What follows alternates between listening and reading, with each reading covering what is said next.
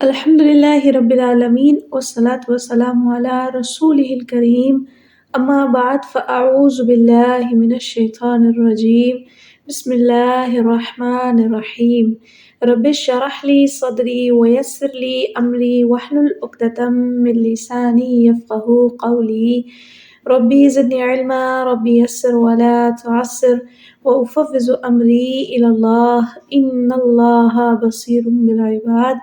اللہ کے نام سے شروع کرتی ہوں، بڑا مہربان پلٹ پلٹ کر رحم فرمانے والا ہے۔ خلاصہ تفسیر قرآن پارہ نمبر 17۔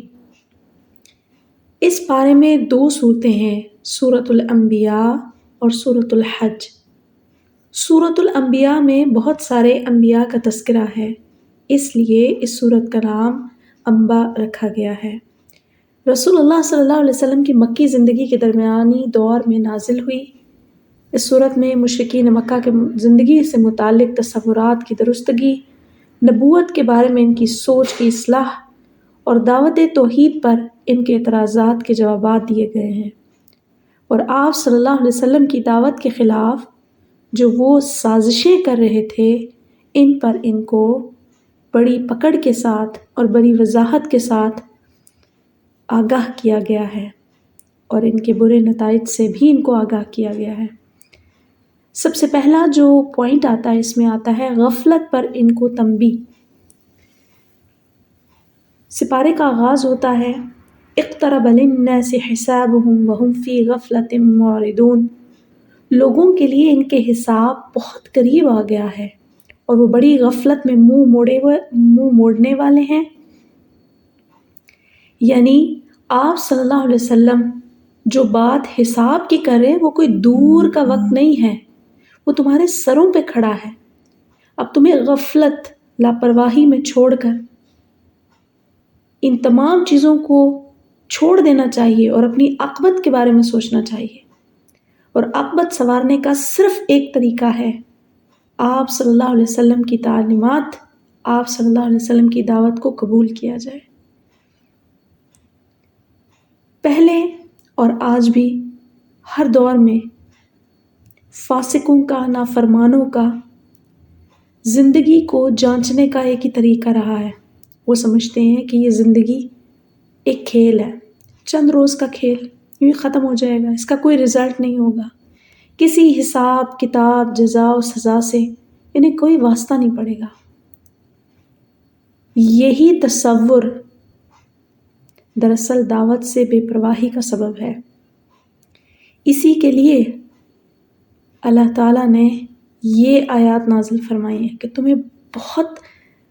تم ایسی غفلت میں منہ موڑے بیٹھے ہو، تمہیں لگتا ہے وہ وقت کبھی نہیں آئے گا جس کا ذکر میرا حبیب تمہیں قرآن میں سناتا ہے۔ اس کے بعد کا جو پوائنٹ آتا ہے وہ آتا ہے کہ کفار اور ان کے تصورات۔ اب کفار کا ایک تصور یہ بھی تھا کہ انسان ہمیں آ کے اتنا بڑا کلام سنا رہا ہے تو انسان نبی نہیں ہو سکتا، اگر اللہ نے کوئی کام لینا تھا تو وہ فرشتوں کے ذریعے لے لیتا۔ تو آپ صلی اللہ علیہ وسلم کی طرف بھی انہوں نے یہی الزام لگانے کی کوشش کی کہ یہ جادوگر ہے، یا اس کو جو خواب آتے ہیں وہ بیکار خواب ہیں۔ کبھی وہ آپ صلی اللہ علیہ وسلم کو شاعر کہتے، قرآن کو شاعرانہ کلام کہتے۔ تو اللہ تعالیٰ نے ان تمام تصورات کا جو انہوں نے اپنے ذہنوں میں بنا لیے تھے کہ انسان نبی بن کر نہیں آ سکتا، اس کا جواب دیتے ہوئے فرمایا وَمَا أَرْسَلْنَاكَ قَبْلَكَ إِلَّا رِجَالًا نُوحِي إِلَيْهِمْ فَاسْأَلُوا أَهْلَ الذِّكْرِ إِن كُنتُمْ لَا تَعْلَمُونَ وَمَا جَعَلْنَاهُمْ جَسَدًا لَا يَأْكُلُونَ الطَّعَامَ وَمَا كَانُوا خَالِدِينَ، اور ہم نے آپ سے پہلے نہیں بھیجے مگر کچھ مرد جن کی طرف وحی کرتے تھے، بس ذکر والوں سے پوچھ لو اگر تم نہیں جانتے، اور ہم نے انہیں محض جسم نہیں بنایا جو کھانا کھاتے ہوں، جو کھانا نہ کھاتے ہوں، اور نہ وہ جو ہمیشہ رہنے والے ہوں۔ جب ان بشر انبیاء کی دعوت کا انکار کیا گیا تو ہم ایمان لانے والوں کو ہم نے نجات دی اور انکار کرنے والوں کو ہلاک کر دیا، فرمایا ثم صدقناہم الوعد فانجیناہم ومن نشاء واہلکنا المسرفین لقد انزلنا الیکم کتابا فیہ ذکرکم افلا تعقلون۔ پھر دیکھ لو آخرکار ہم نے ان کے ساتھ اپنے وعدے پورے کیے اور انہیں جس جس کو ہم نے چاہا بچا لیا اور حد سے گزرنے والوں کو ہلاک کر دیا۔ لوگوں، ہم نے تمہاری طرف ایک کتاب بھیجی ہے جس میں تمہارا ہی ذکر ہے، کیا تم سمجھتے نہیں ہو؟ اس کے بعد اگلا پوائنٹ آتا ہے کائنات کی تخلیق بھی محض کھیل تماشا نہیں ہے۔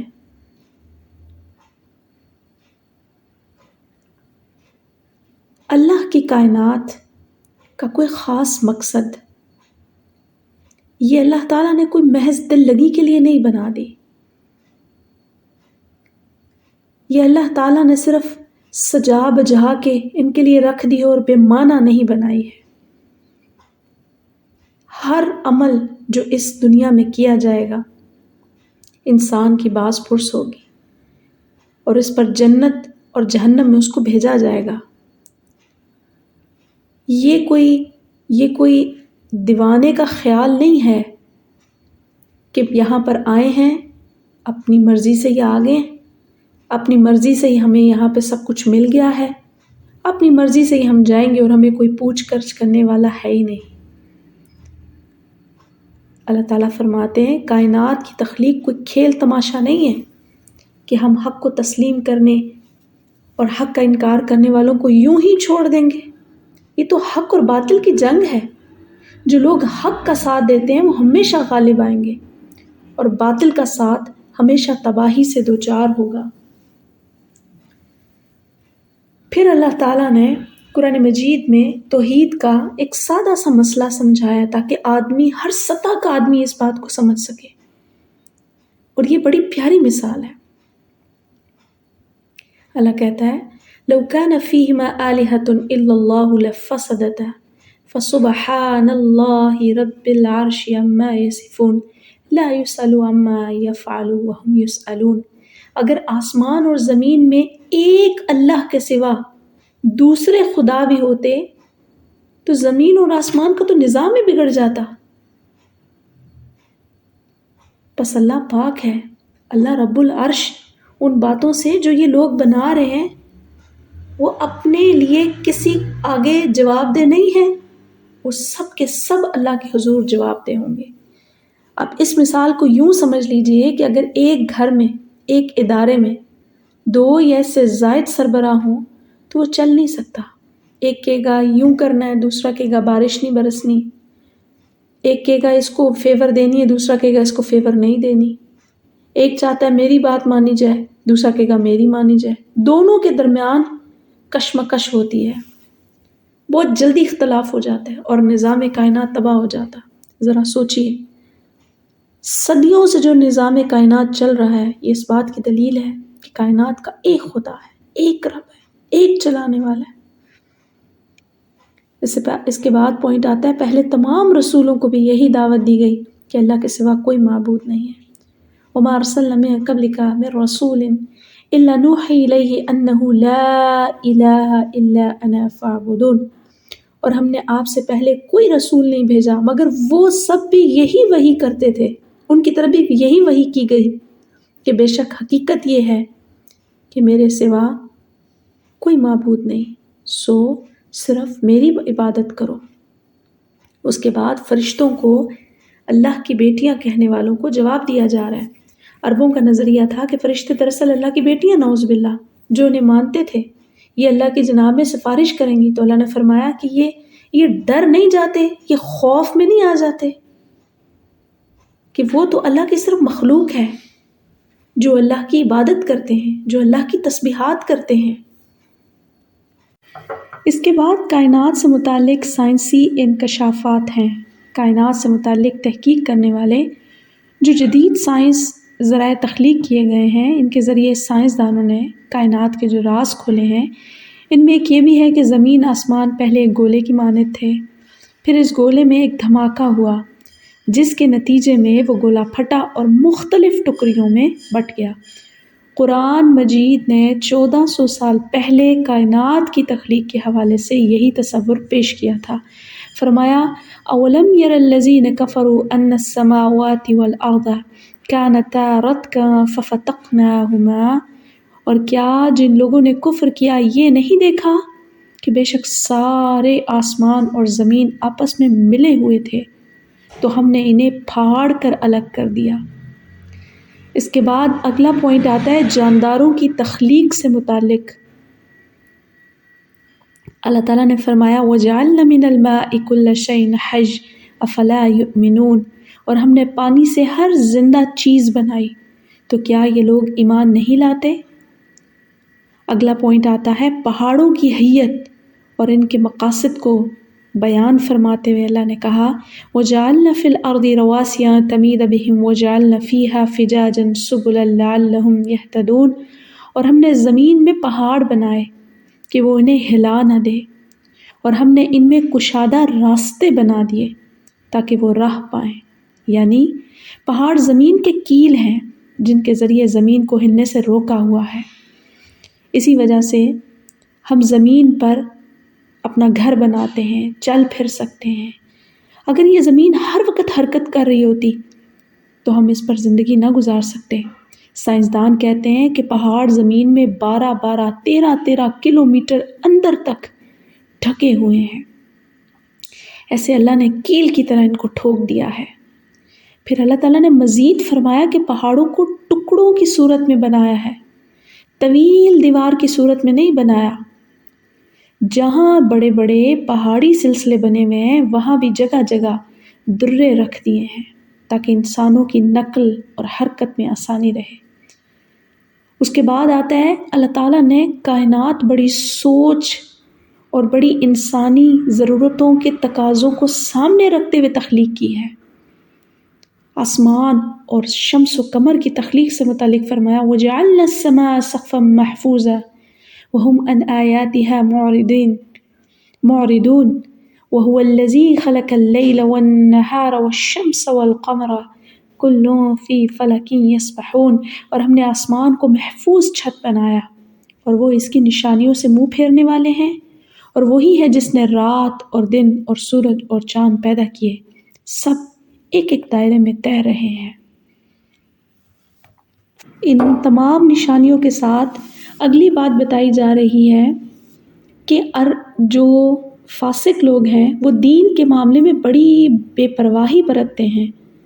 اس کی وجہ بھی بیان کرتے ہوئے اللہ تعالیٰ نے فرمایا بل متعنا هؤلاء وآباءهم حتى طال عليهم العمر افلا يرون أنا نأتي الأرض ننقصها من أطرافها افهم الغالبون۔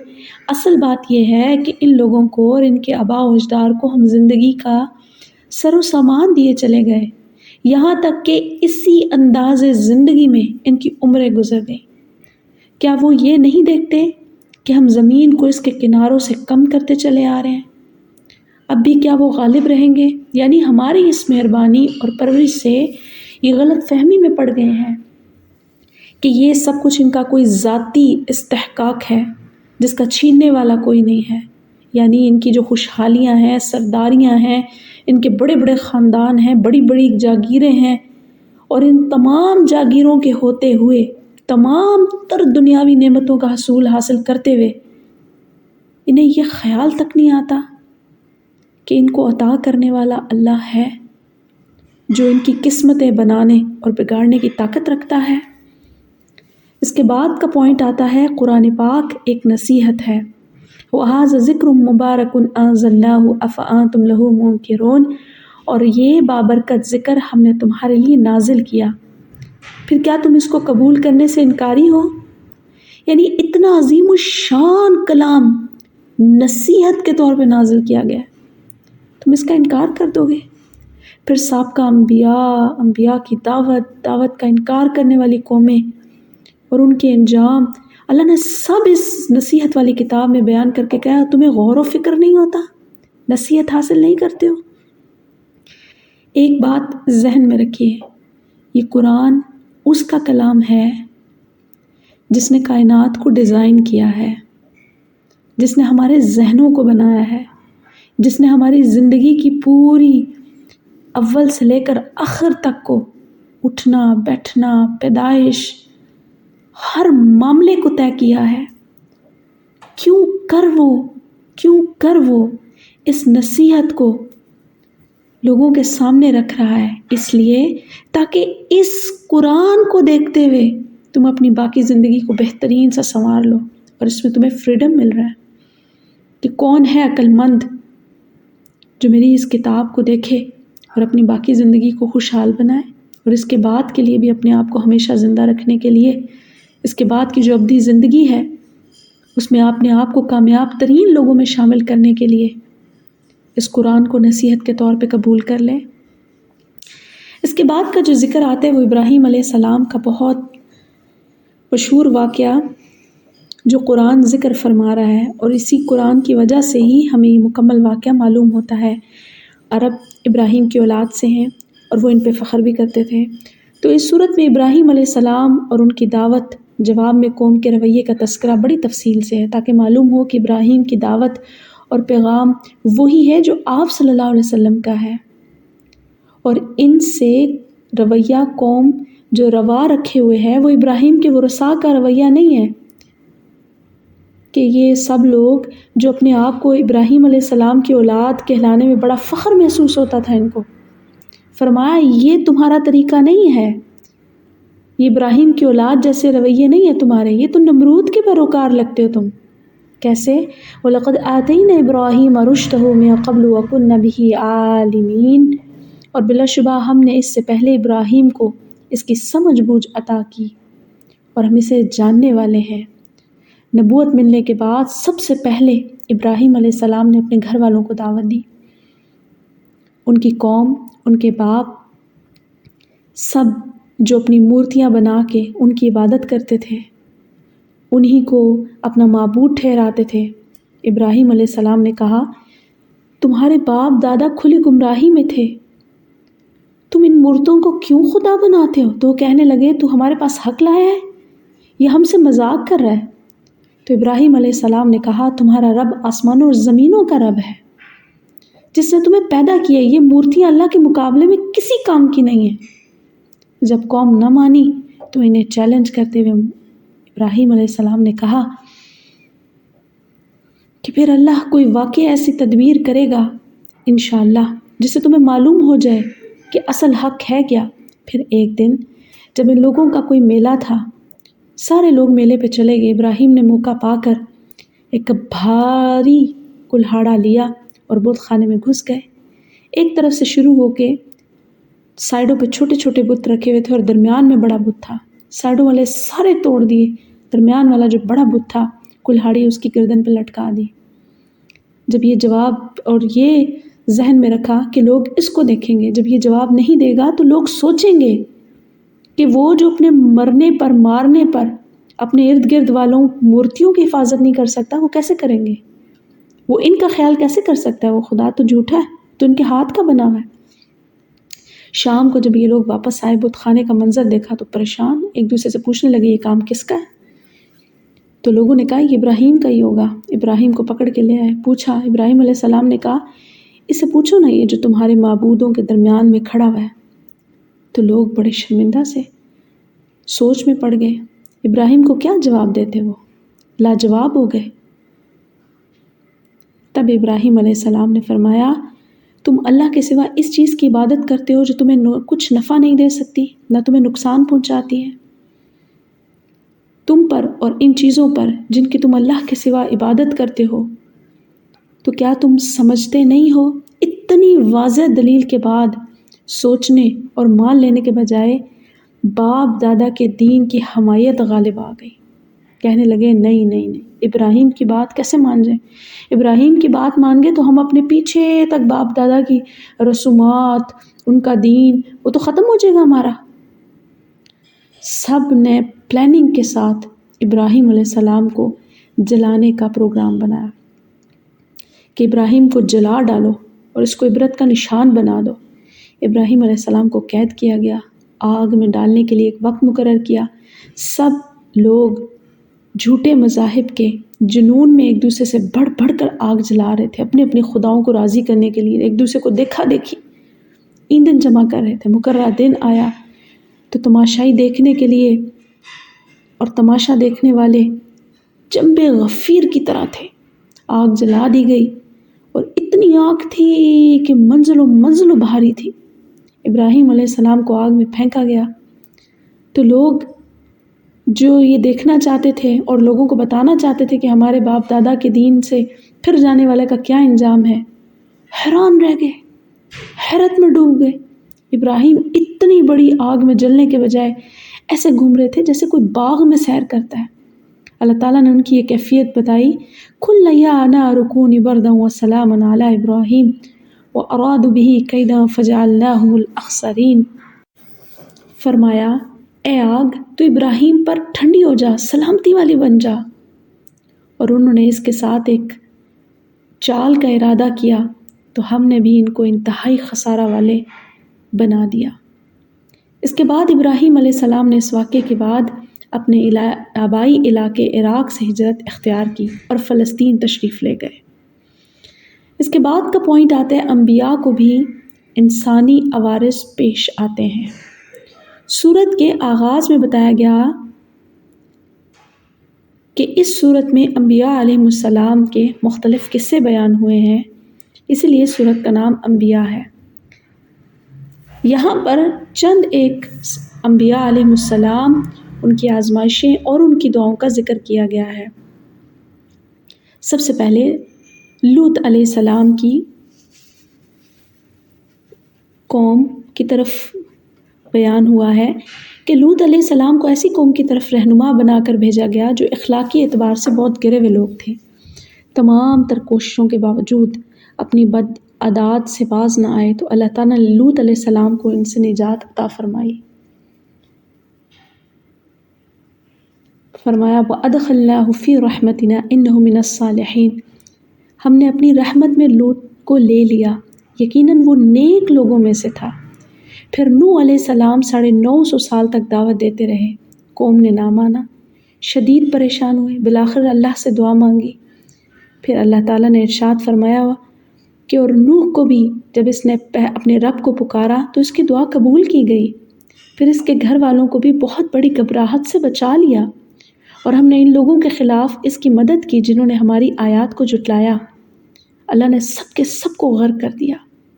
پھر ایوب علیہ السلام کی بیماری کا عارضہ پیش آیا۔ ایوب علیہ السلام کا ذکر کیا ہے؟ ایوب علیہ السلام کی نسب، قوم اور زمانے کے متعلق بہت کچھ اختلاف پایا جاتا ہے، اگرچہ وثوق سے کوئی بات نہیں کی جا سکتی، لیکن بعض قرائن سے پتہ چلتا ہے کہ حضرت ایوب کا زمانہ 9ویں صدی قبل مسیح یا اس سے پہلے کا ہے۔ آپ حضرت اسحاق کے دوسرے بیٹے عیسیٰ کی نسل سے ہیں۔ آپ بڑے دولت مند تھے، زرعی زمین کا اندازہ اس سے لگا لیجئے کہ آپ کے پاس کھیتی باڑی کے لیے بیلوں کی 500 جوڑیاں تھیں، ہزاروں کی تعداد میں بکریاں تھیں، 7 بچے اور 7 بیٹیاں تھیں۔ زوجہ محترمہ کا نام رحمت بتایا گیا ہے، جو حضرت یوسف علیہ السلام کے فرزند افائین کی لخت جگر تھی، بڑی حسین و جمیل اور صحت مند خاتون تھی۔ اللہ نے ان پہ بہت زیادہ انعامات کے باوجود جو عطا فرمایا تھا، ان تمام چیزوں کے ساتھ ساتھ وہ اپنے رب اور اپنے خالق کی عبادت اور اس کی مخلوق کی خدمت میں ہر دم لگے رہا کرتے تھے۔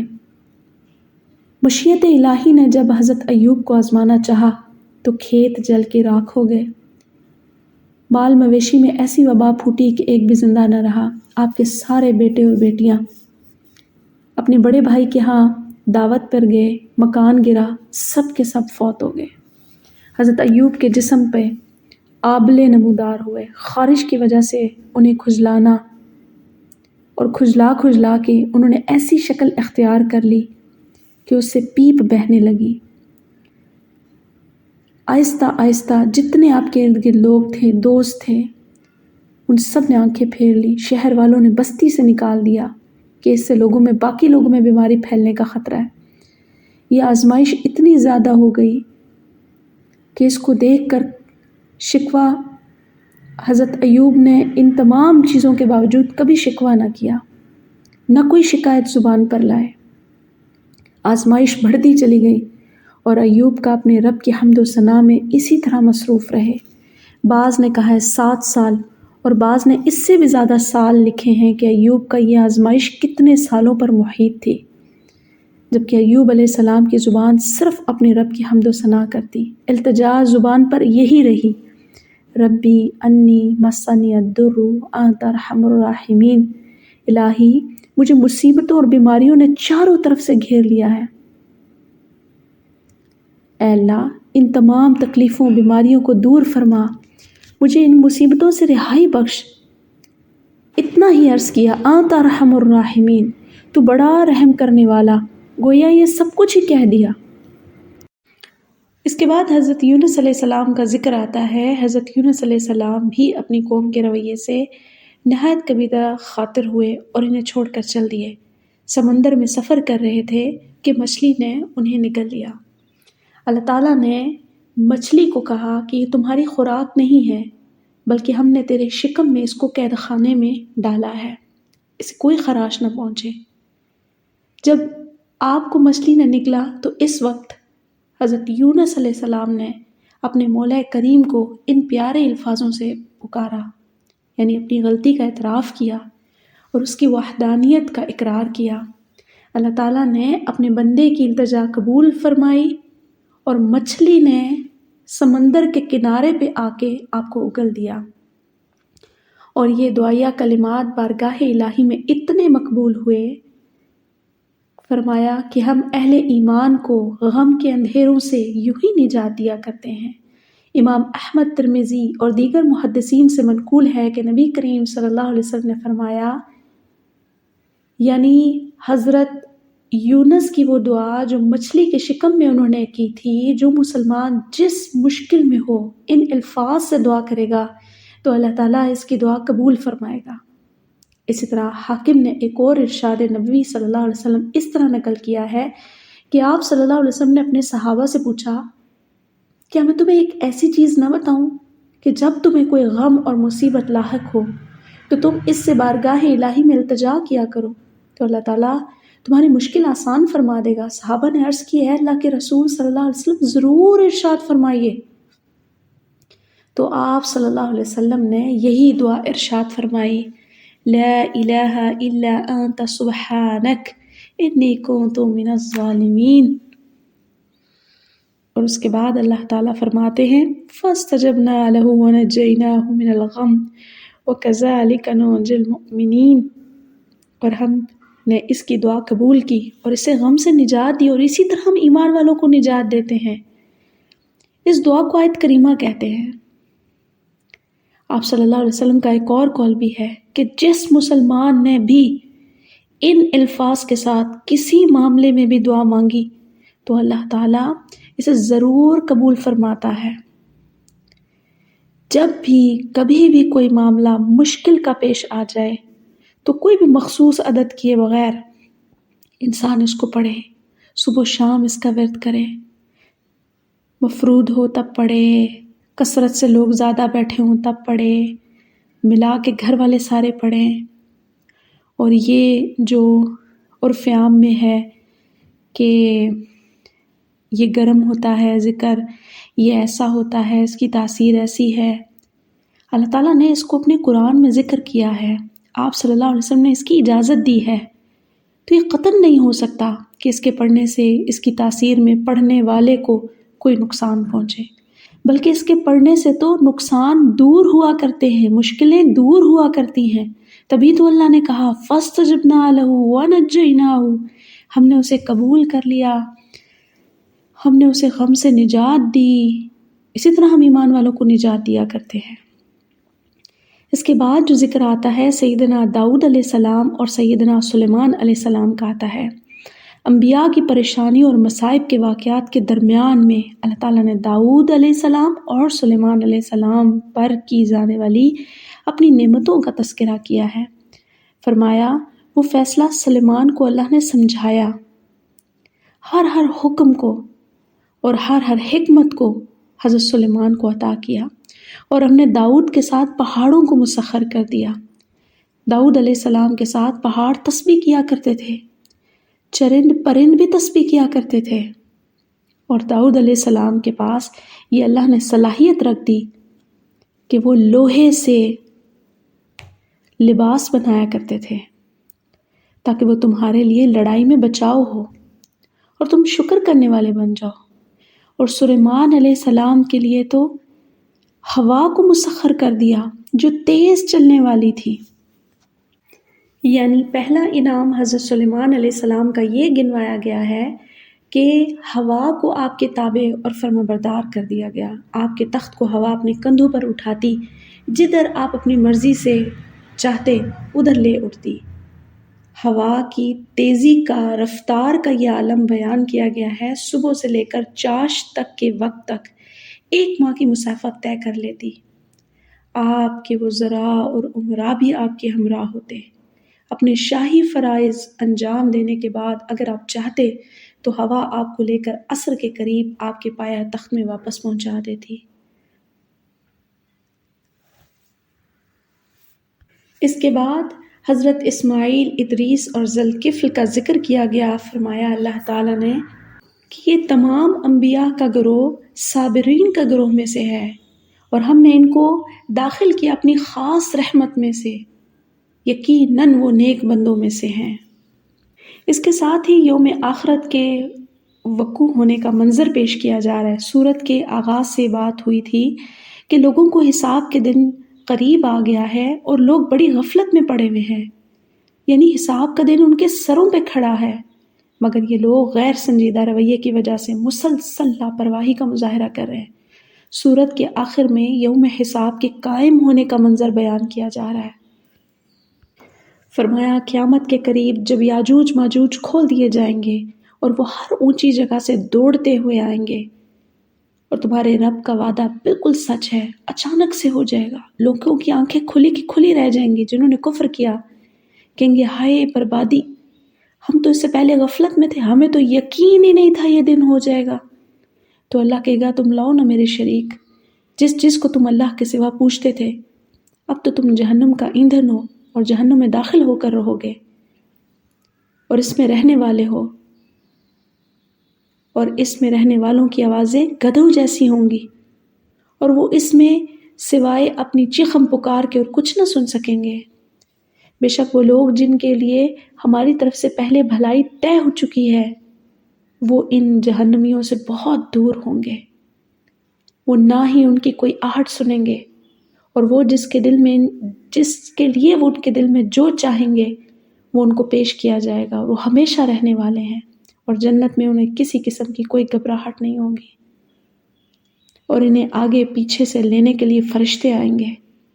کہا جائے گا یہ وہ دن ہے جس کا تم وعدہ دیے گئے تھے، اور جس دن آسمانوں کو کاتب کی کتابوں کو لپیٹنے کی طرح لپیٹ لیں گے۔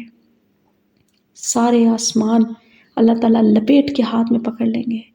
جس طرح ہم نے پہلے کی پیدائش کی ابتدا کی، ہم اس کو سارے معاملوں کو ویسے پہلے کی طرح لوٹا دیں گے۔ یہ ہمارے اوپر ہے، یہ بڑا آسان ہے، اور یقیناً ہم ایسا کرنے والے ہیں۔ جب اسرافیل علیہ السلام سور پھونکیں گے، سب مخلوق اپنی قبروں سے نکلے گی، اور اس دن یہ معاملات طے کیے جائیں گے۔ اور جب یہ معاملات ہو جائیں گے تو جیسے یہ بیان کیا گیا ہے کہ نیکوکار اس دن کیا کہیں گے، ان کو تو سلامتی کا مژدہ سنایا جائے گا، اور جو کفار ہوں گے، جو غافل ہیں اور جو نافرمان ہیں اللہ کے، اس دن افسوس کریں گے کہ ہائے ہمارے ہاتھ تو کچھ بھی نہ آیا، ہم تو دنیا دار تھے، دنیا بھی گئی اور آخرت میں بھی ہمارے سامنے کچھ نہیں ہے۔ اس کے بعد سورۃ الحج کا آغاز ہوتا ہے۔ سورۃ الحج 2 حصوں میں نازل ہوئی۔ پہلا حصہ مکہ کے آخری دور میں نازل ہوا، اور آخری حصہ مدنی زندگی کے آغاز میں نازل ہوا۔ مدینہ پہنچ جانے کے بعد پہلی مرتبہ مسلمانوں کو تلوار اٹھانے اور جہاد کرنے کی اجازت دی گئی۔ پچھلی صورت میں مکہ والوں کو کہا گیا تھا کہ ہم تمہارے لیے زمین کو تنگ کر دیں گے، پھر ایک وقت آئے گا کہ ہم تم سے یہ زمین چھین لیں گے اور اپنے نیک بندوں کے حوالے کر دیں گے۔ اس صورت میں مسلمانوں کو کافروں کے خلاف دفاعی جنگ کرنے کی اجازت دی گئی ہے۔ پچھلی صورت میں قیامت کے قریب آنے کا ذکر تھا، اس صورت میں یوم حساب کی شدت اور سختی کا تذکرہ کیا گیا ہے۔ سورت کا آغاز ہوتا ہے یا ایھا الناس اتقوا ربکم ان زلزلۃ الساعۃ شیء عظیم یوم ترونها تذهل كل مرضعة عما ارضعت وتضع كل ذات حمل حملها وترى الناس سكارى وما هم بسكارى ولكن عذاب الله الشديد۔ اے لوگو، ڈرو اپنے رب سے، بے شک قیامت کا زلزلہ بہت بڑی چیز ہے، جس دن تم دیکھو گے کہ ہر دودھ پلانے والی اپنی اولاد سے غافل ہو جائے گی جسے اس نے دودھ پلایا، اور ہر حمل اٹھانے والی اپنا حمل خوف کے مارے گرا دے گی، اور تم لوگوں کو دیکھو گے جیسے نشے میں ہیں حالانکہ وہ نشے میں نہیں ہوں گے۔ یہ عذاب الہی کو دیکھ کر بہت سخت صدمے میں آئے ہوں گے۔ اس کے بعد قیامت کے متعلق شک کرنے والوں کو خطاب کیا جا رہا ہے۔ فرمایا اے لوگو، اگر تمہیں کچھ شک ہو کہ روز جزا میں دوبارہ جی اٹھنا ہے تو ذرا اس معاملے میں غور تو کرو۔ ہم نے پیدا کیا تمہیں مٹی سے، پھر نطفے سے، پھر خون کے لوتھڑے سے، پھر گوشت کے ٹکڑوں سے۔ بعض کی تخلیق مکمل ہوتی ہے اور بعض کی نامکمل، تاہم ہم ظاہر فرما دیں گے تمہارے لیے اپنی قدرت کا کمال، اور ہم قرار بخشتے ہیں رحموں میں جسے ہم چاہتے ہیں ایک مقررہ میعاد تک، اور پھر ہم نکالتے ہیں تمہیں بچہ بنا کر، پھر پرورش کرتے ہیں تمہاری تاکہ تم پہنچ جاؤ اپنے جوانی کے دور تک، اور تم میں سے کچھ پہلے فوت ہو جاتے ہیں اور تم میں سے بعض کو پہنچا دیا جاتا ہے ادھیر عمر تک، بڑھاپے تک، تاکہ وہ کچھ نہ جانے ہر چیز کو جو اس سے پہلے وہ جانتے تھے۔ اور تم دیکھتے ہو زمین کو خشک پڑی ہوئی ہے، پھر ہم اتارتے ہیں آسمانوں سے بارش تو وہ زمین تر و تازہ ہو جاتی ہے، پھلتی ہے، پھولتی ہے، اگاتی ہے خوشنما جوڑوں کے ساتھ۔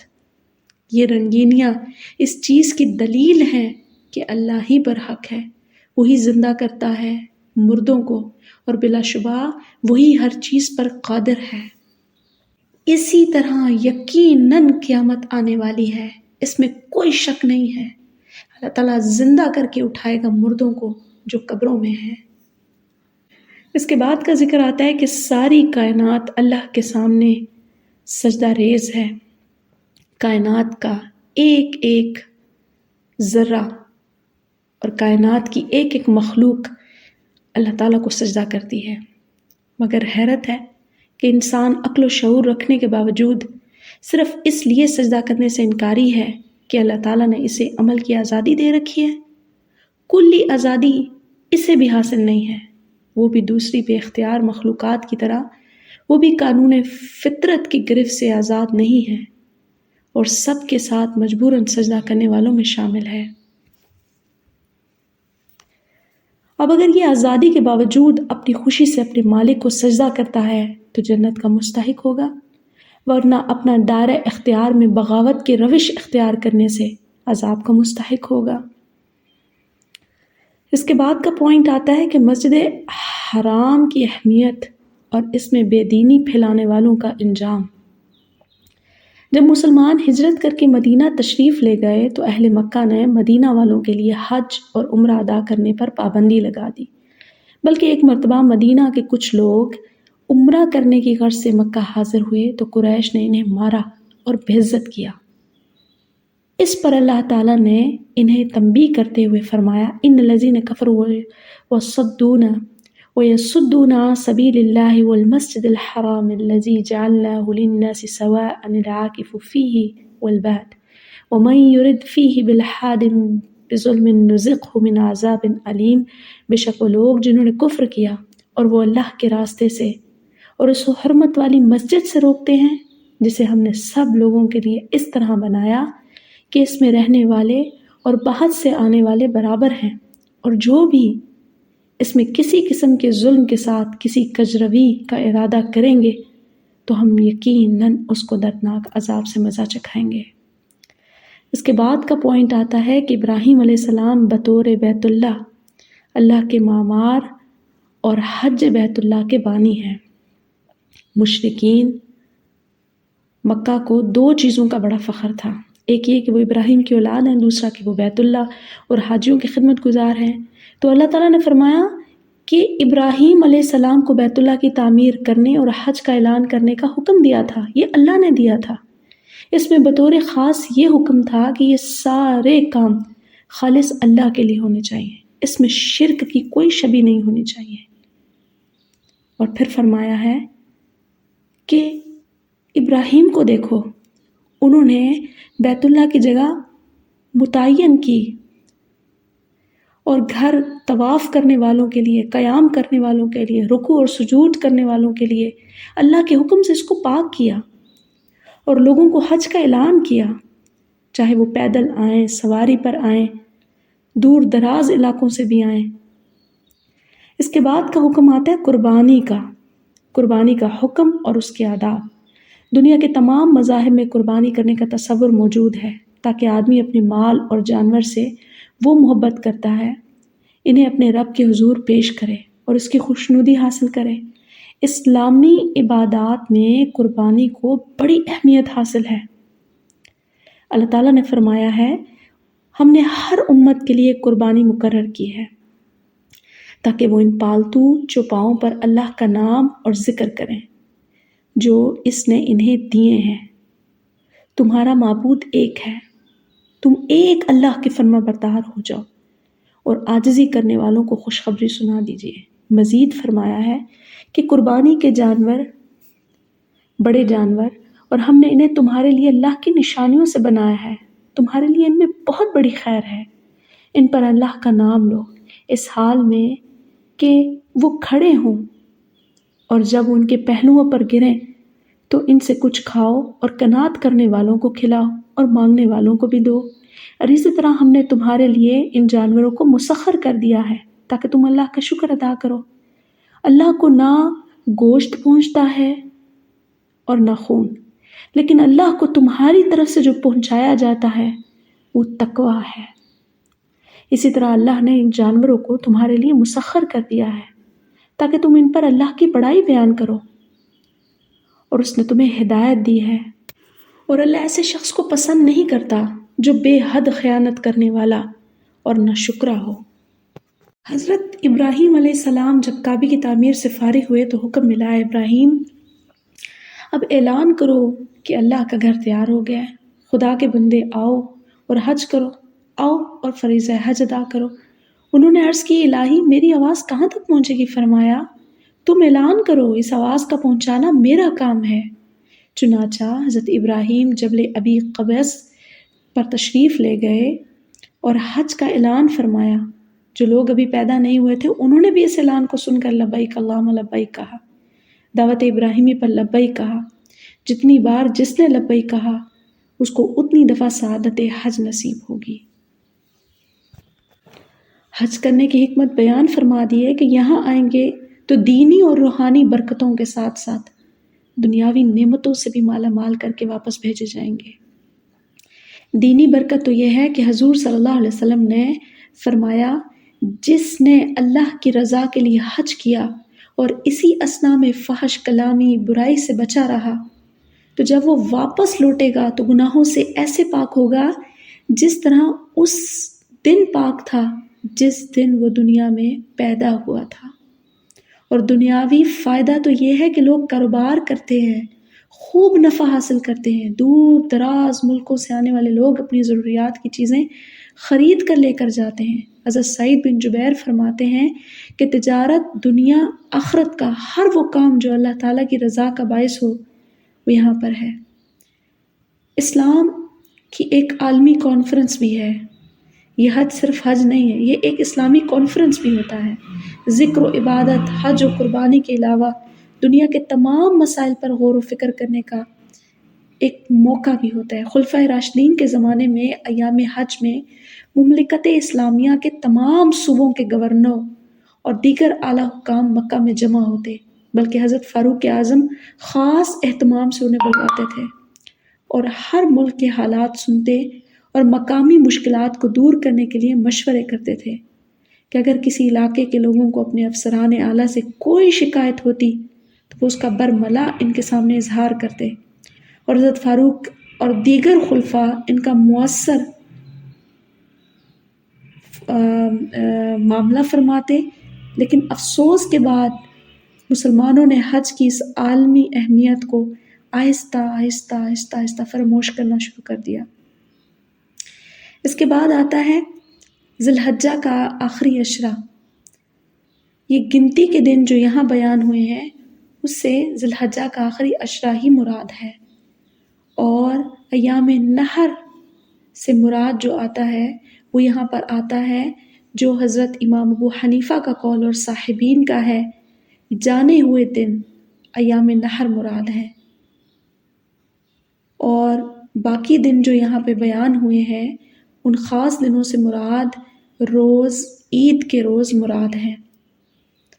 اب کفار جو حج کے موقع پر آتے تھے وہ جانوروں کو ذبح کرتے، ان کا گوشت خود نہیں کھاتے تھے، لیکن اللہ تعالیٰ نے مسلمانوں کو خود کھانے کی اجازت بھی دی ہے، کہا تم خود بھی کھاؤ، غریب اور مساکین کو بھی کھلاؤ۔ البتہ جو جانور بطور کفارہ ذبح کیے جائیں ان کا کفارہ کھانا، ان کا کفارہ دینے والے کے لیے خود کھانا جائز نہیں ہے۔ اسی طرح حالت احرام میں حجامت کرنے، خوشبو اور تیل لگانے اور بلا ضرورت غسل کرنے کی ممانعت ہے، جس کی وجہ سے حجامت بڑھ جاتی ہے۔ اللہ تعالیٰ کا ارشاد ہے کہ جب تم جانور ذبح کر چکو تو اب حجامت بنواؤ، غسل کرو، کپڑے تبدیل کرو اور میل کچیل کو دور کرو۔ اور پھر اس سورت کے آخر میں مسلمانوں کو نصیحت کی جا رہی ہے کہ لوگوں جو ایمان لائے ہو، رکوع کرو، سجدہ کرو اور اپنے رب کی عبادت کرو، نیکی کرو تاکہ تم کامیاب ہو جاؤ، اور اللہ کے بارے میں جہاد کرو جیسا کہ اس کے جہاد کا حق ہے۔ اس نے تمہیں چنا ہے اور دین میں تم پر کوئی تنگی نہیں رکھی، اپنے باپ ابراہیم کی ملت کے مطابق اسی نے تمہارے نام مسلمین رکھا ہے اس سے پہلے اور اس کتاب میں بھی، تاکہ رسول تم پر شہادت دینے والے بنے اور تم لوگوں پر شہادت دینے والے بنو۔ سو نماز قائم کرو، زکوٰۃ ادا کرو اور اللہ کی رسی کو مضبوطی سے پکڑو، وہی تمہارا مالک ہے، سو اچھا مالک ہے اور اچھا مددگار ہے۔ شہادت حضور کریم صلی اللہ علیہ وسلم اور حضور کریم صلی اللہ علیہ وسلم کی امت قیامت کے دن دے گی۔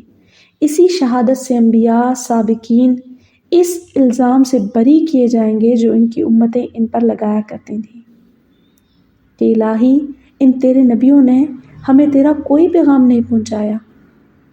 انبیاء پر جو الزام ہے وہ یہی لگائیں گے ان کی امتیں کہ ان نبیوں نے تو ہمیں کوئی پیغام ہی نہ پہنچایا اور نہ ہی انہوں نے ہمیں دعوت توحید دی، ورنہ ہم کبھی کفر و شرک نہ کرتے۔ اس وقت غلامان مصطفیٰ صلی اللہ علیہ وسلم آگے بڑھیں گے، گواہی دیں گے کہ اے اللہ تیرے رسولوں اور تیرے نبیوں نے اپنا فرض پوری طرح ادا کیا، قصور ان کی امتوں کا ہے، قصور ان لوگوں کا ہے جو آج تیرے سامنے سلیم التبا بنے بیٹھے ہیں۔ انہوں نے دنیا میں تو اپنے نبیوں کا انکار کر دیا تھا، انہوں نے تو نبیوں کی تکذیب کر دی اور توحید کے پیغام کو ماننے سے انکار کر دیا تھا۔ آخر میں پھر نماز اور زکوٰۃ کی پابندی کا حکم دیا جا رہا ہے تاکہ اس میں سستی واقع نہ ہو، کیونکہ اسلامی برکات کا اصل سرچشمہ یہی عبادتیں ہیں۔ اسی سے انسان میں نیکی کی صلاحیتیں بیدار ہوتی ہیں اور مذموم صفات سے نفس کا تزکیہ ہوتا ہے۔ ہر حالت میں اللہ تعالیٰ کے دامن رحمت کو مضبوطی سے پکڑے رہنا، دشمن کتنا ہی مضبوط ہو، مشکلات کتنی ہی زیادہ ہوں، ماحول کتنا ناساز ہو، پرواہ نہ کرو، عزم کرو، حوصلہ رکھو، اخلاص کے ساتھ قدم آگے بڑھاتے جاؤ، کیونکہ اللہ کا حکم ہے ہوا مولاکم فنعم المولا ونعم النصیر، وہ کتنا بہترین کارساز ہے اور وہ بہترین مدد فرمانے والا ہے۔ وآخر دعوانا ان الحمد للہ رب العالمین۔